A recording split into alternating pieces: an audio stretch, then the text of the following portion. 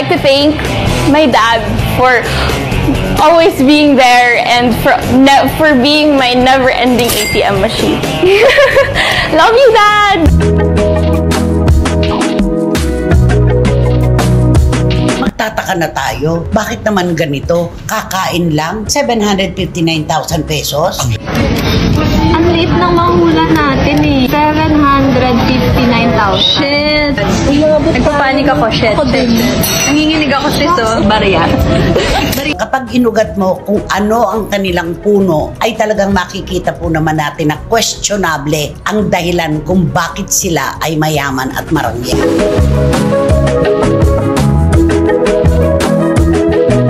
Dahil po dito sa mga Nepo babies na to, nadadamay sa kwentuhan si Mrs. Jinky Pacquiao at si Mrs. Heart Evangelista. Escudero.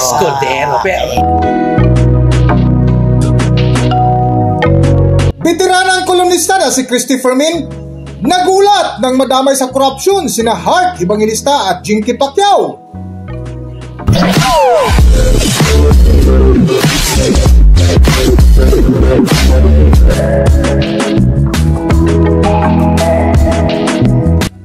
Welcome back to Philippine Celebrity Broadcast. Tuloy-tuloy at mainit pa rin hanggang ngayon na pinag-uusapan ang isyu ukol sa maanumalyang flood control na kinasangkutan ng mga kurap na politiko sa ating bansa, na pati ang asawa ni former Senator Manny Pacquiao at Senate President Chis Escudero na sina Jinky Pacquiao at Heart Evangelista ay nadamay sa mga anak ng mga politiko na mga Nepo babies na ubod ng yabang na kung saan mainit ito na pinag-usapan sa vlog ni Nanay Christopher Min. Nepo babies, eto na po. Alam naman po natin ang kinasasadlakan na sitwasyon ng ating bayan ngayon. Napakahirap po ng buhay. Napakarami po nating mga kababayan na ipinagdarasal pa sa Diyos. Ang iluluto, isasaing nila sa hapunan. Pagkatapos ay makakakita po tayo nitong mga Nepo babies na to na ipinoflaunt, ipinagwawagaywayan, ipinagmamalaki ang kanilang mga kayamanan. Correct. At nag-ubusbong silang lahat magmula nung lumabas ang mga tungkol sa flood projects na yan. Dati na silang ganyan. Correct. Nagba-vlog na talaga sila kung saan ipinakikita nila yung mga brand ng kung ano-anong kagamitan. Opo, mga staff na hinihiling lamang at pinapangarap nating lahat. Pero sa kanila, sa isang kisap mata, andyan na sa kanila. Ang bilis. Ano masasabi mo sa mga Nepo babies na to? Nako, nung dati, kasi alam nyo na, hinahangaan sila dati, nung wala pang ganito, hinahangaan sila, na meron na rin nagtatanong, ano kaya ang mga trabaho ng mga magulang ito, mga ito? Kasi sobra kung paano sila mag-flaunt. Titingnan mo, parang hindi nila, kung sila mismo magtatrabaho, parang mahihirapan silang i-acquire yung mga bagay-bagay. Hindi pa rin maaabot. Hindi maaabot. Ikaw, ano ang naramdaman mo nun? Nung makita mo na sila na talagang ipinagmamakaingay at talagang ipinagmamalaki sa buong mundo ang kanilang mga branded bags, shoes, mga alas, sasakyan at lahat na. Nagulat nga ako, sabi ko, ito pala sila yung mga pinag-uusapan ngayon. Kasi wala akong alam dito sa kanila na kung sino man silang anak, kung saan sila nang galing, kung kanino man sila. Sabi ko, sino kaya sila ang mga ito? Yun ang mabasa ko, yun, nalaman ko Hindi naman kasi masama kung ikaw ay pinanganak na talagang meron na. Ika nga mga tanging anak ng Diyos kung tawagin, mabiyaya ang buhay nila. Hindi po yun masama. Pinaghirapan naman siguro kaya ganon.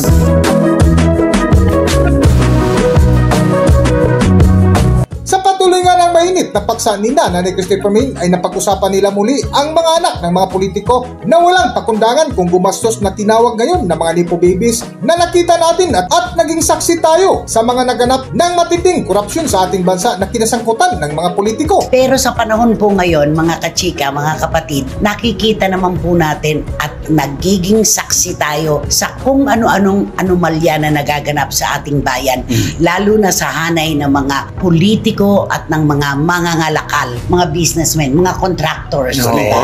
Abay talaga naman pong magtataka na tayo. Bakit naman ganito? Kakain lang? 759,000 pesos? Ang liit ng mahula natin eh. 759,000. Shit! Nagpapanik ako, shit. Nanginginig ako, sis, oh. Barya.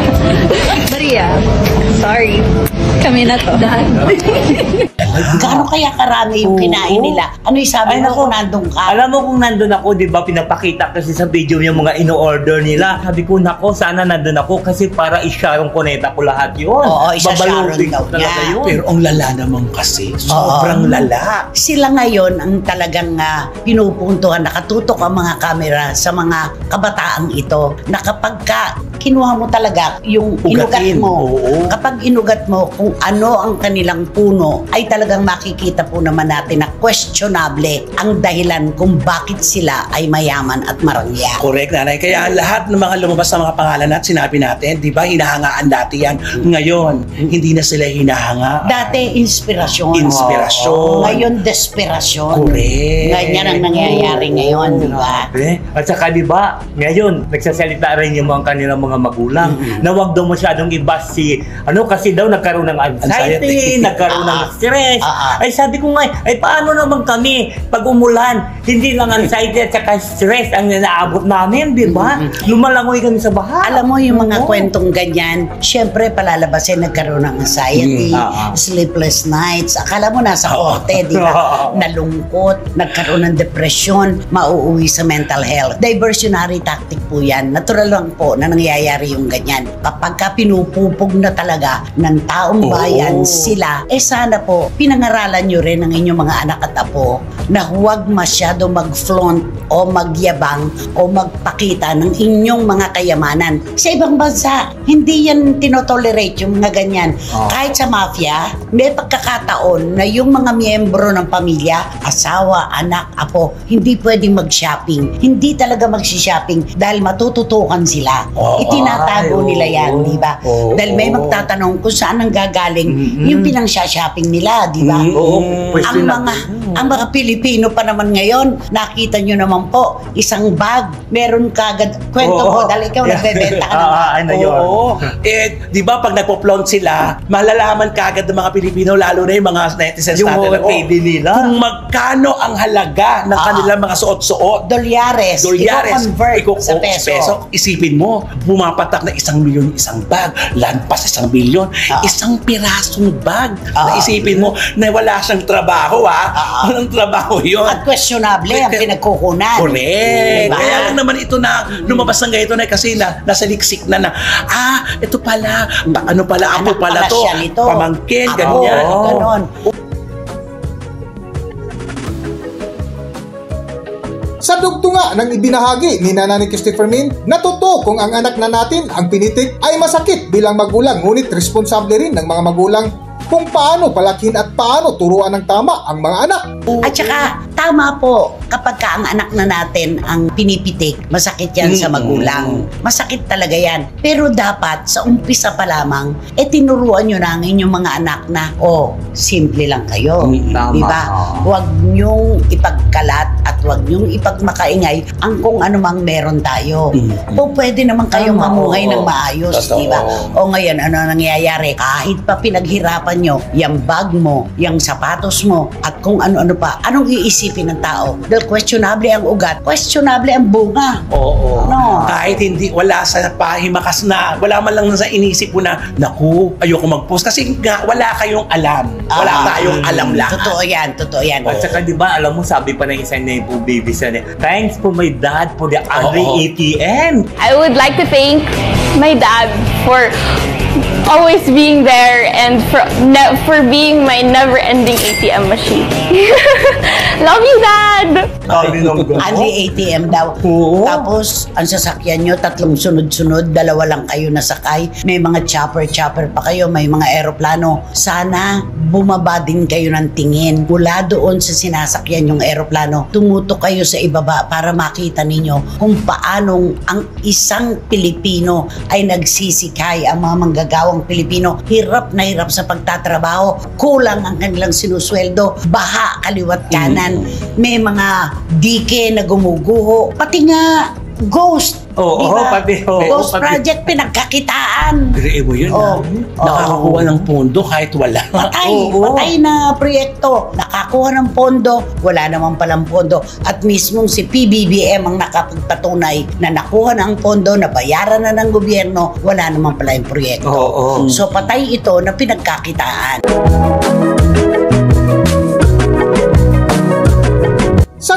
ang paksa ni Nanay Christopher Min ay muling binalikan nila ang mga mayayabang na mga Nepo babies na pati ang asawa ni na former Senator Manny Pacquiao at Senate President Chis Escudero na sina Jinky Pacquiao at Heart Evangelista ay nadamay sa isyu. Para sa buong kwento, narito ating panoorin ang video. Dahil po dito sa mga Nepo babies na to, nadadamay sa kwentuhan si Mrs. Jinky Pacquiao at si Mrs. Heart Evangelista. Escudero. Si Heart. Kasi syempre sila naman talaga yung plont talaga na everyone. Super. Pinepresyohan ng mga sutla. Lalo na si Aling Jinky. Si Aling Jinky talaga ang talaga. Alam naman natin kung saan ang galing ang kanya mga OOT. Ayan. Eto po, wag nating ikumpara si Heart at si Jinky sa mga Nepo babies. Pinaghirapan po ni dating Senador Manny Pacquiao ang kung ano man na halaga na ginagastos ni Jinky. Si Heart naman po, bukod sa talaga namang pinanganak na may gintong kutsara sa bibig, pinagtatrabahuhan po niya yan. Yung mga ina-attenda niya, sabi, lakad ka lang ng lakad kung saan sa Paris. Bayad po siya doon sa mga ini-endorso niya na mga produkto. Pinaghihirapan po nila yan. Kaya hindi sila po pwedeng tawagin ng Nepo wives. Pinaghihirapan po nila yan. Hindi sila katulad ng iba na talagang walang pinag-uugatan, questionable ang pinanggagalingan, at kung makapagtaray pa at makapag-flaunt ng kanilang mga ari-arian, alam mo wala nang bukas. Wagas. Diba? Sobra. Grabe. Nakakaloka na. Papasalamatan pa yung ganito-ganyan. Ngayon, ano nangyari sa inyo? Kanya-kanyang bura kayo ngayon. At saka ayan, sinampal nga sila ngayon ni Heart. Kasi inilabas ni Heart ang simula-simula pa noon ng mga isa-isa niya. Simula pa yung mga commercial niya, mga at saka yung mga na pinagtaguran niya lahat yun. Tsaka pagka siya ay nagmamodel-model sa iba-ibang bansa, yun pong produkto na ipinakikita niyang suot niya, binabayaran po siya doon. Endorsement yun. At saka laki ng kinikita pala niya doon sa Sobra. At hindi lang basta talagang milyon ang kinikita niya pala sa bawat pagrampa-rampa niya lang. Pero ngayon nga, preno-preno na siya, nakakaramdam na raw siya ng pagod. Kaya medyo maghihinay-hinay siya. At si Mrs. Jinky Pacquiao naman, tayo po ang saksi. Nakikipagbasagan po ng mukha at katawan ang kanyang asawa, ang pambansang kamao. At dun po nanggagaling yung kung anumang pinang-shopping niya. Kaya hindi siya dapat tawagin ng Nepo wife. Diba? Huwag natin sila. Pinaghirapan yun. Hanggang dito na lang muna ang ating video, at kung nagustuhan nyo, huwag kalimutan mag-subscribe at pindutin nyo na rin ang notification bell para ma-notify kayo sa ating susunod na video. Maraming salamat!